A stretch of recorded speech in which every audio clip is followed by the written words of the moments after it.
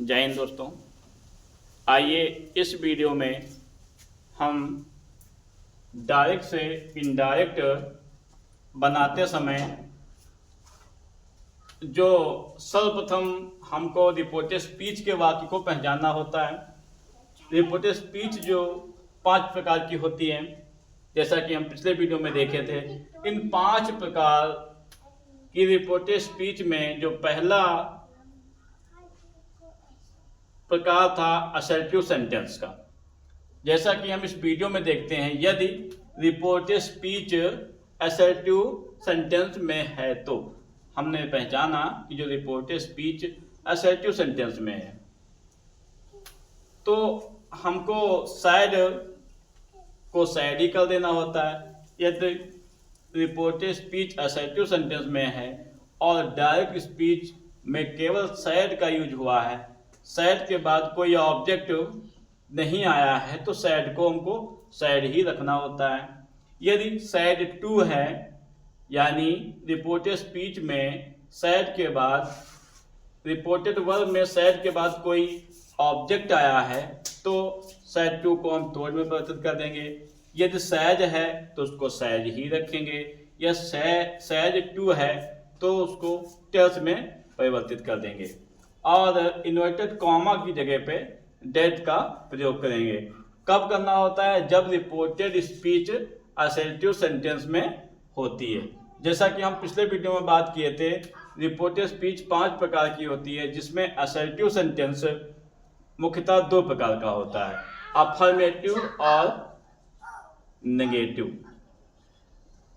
इनके अंत में फुल स्टॉप होता है। अफर्मेटिव सकारात्मक वाक्य होते हैं, नेगेटिव नकारात्मक वाक्य होते हैं। आइए एग्जांपल देखते हैं। Meera said, comma inverted comma start, Ruchi must work hard. ये रुचि मस्ट वर्क हार्ड, ये रिपोर्टेड स्पीच जो है असर्टिव की है, इसलिए हमको मीरा सैड को हम सैड ही रखेंगे। जैसा कि हम ऊपर लिख चुके हैं, यह रिपोर्टेड स्पीच असर्टिव में है तो सैड को सैड ही रखना होता है। कॉमा की जगह पे डेट का प्रयोग करेंगे। डेट रुचि मस्ट